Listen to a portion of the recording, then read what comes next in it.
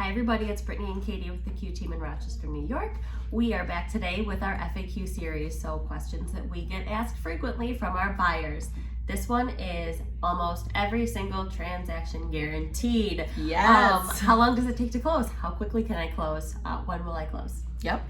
Any variation of the basically when can I move into my house? When is it mine? So typically we like to tell our buyers to estimate if you are getting a mortgage around 6 to 8 weeks or so from the time your offer is accepted until closing. Obviously there's a ton of room for a different timing than that. Yeah. But typically that's about what it takes for basically your mortgage process to happen, for you to get mortgage commitment and clear to close, and then the attorneys to work on things like the title, the survey, the abstract. All of those things obviously take some time. In New York State, they take a little bit longer than some other states.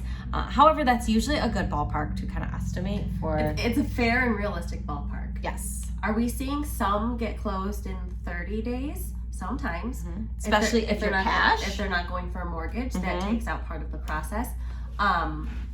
Do we see some that take longer? Yes, if there's grants involved, if there's delays for a survey. If there's a title issue that comes up, it's got to get resolved. All sorts of things that kind of can happen with that. And delays are frustrating for everybody involved, but they happen. Yes. And so when we do experience a delay, I always tell people, especially if it's title, like you want a clean title. Yes. So it's worth waiting the extra time to make sure that you're being delivered a title that's clear. Absolutely.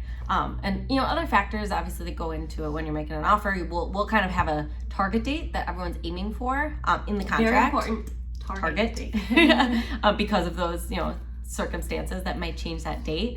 However, that's the date that everyone's working towards. And sometimes that target date may need to be, let's say the seller needs more time, you may need a longer closing, or the seller wants a really quick closing. So we're all gonna aim for an aggressive target date. But that's kind of where you as a buyer will know kind of where we're shooting for and where to kind of roughly plan your move and things around. Is that target date? Yeah, and another important part to this is the target date that's in the contract. That doesn't mean that is for sure the day you're going to close. So do not take off of work yet. Yes. Don't plan your movers I know, quite it's yet. Very frustrating for buyers, especially for our Type A buyers. Right. When they say like, I need to give my work notice, and I get it. But unfortunately, the attorneys can't commit to a date that far out. Yeah. Until everything is ready and coordinated with the lender and both attorneys, they can't schedule a date. Yep. And so for those of you that have leases, this is another big thing. Timing wise is really important that we will work backwards with you to figure out when do I need to find a house by realistically, how long based on when my lease is up, based on when my last rent payment is, so I don't have an overlap with a mortgage. How soon should I start? A lot of the times I'd say I oftentimes tell people maybe start the conversation with us about like 6 to 8 months ahead of time so that we can kind of get things planned accordingly. But yeah, that's a big one, and we'll kind of work with your specific timing to figure out how to plan it perfectly. And I had that conversation a few times this week, and I always like to cushion or pad the timing a little bit because of the unforeseen delays that sometimes happen.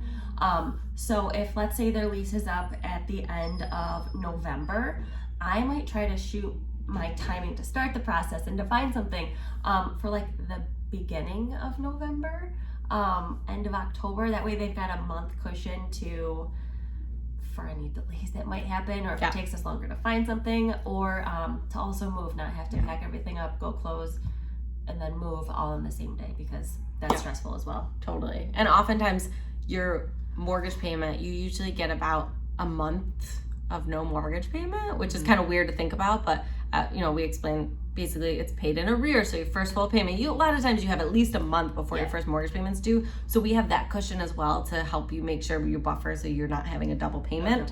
And again, we go through that based on your specific timing, but those are the things that we kind of go into thinking about, because we want to make sure that we're coordinating our timing appropriately. And we don't want you to be homeless. Absolutely not. And having to be paying double rent and mortgage at all, really. So the long answer to that FAQ, I guess the short answer is actually like 6 to 8 weeks is average, knowing that it can be faster or it can take longer. Yep. So if you need to know your timing, reach out. We're here to help.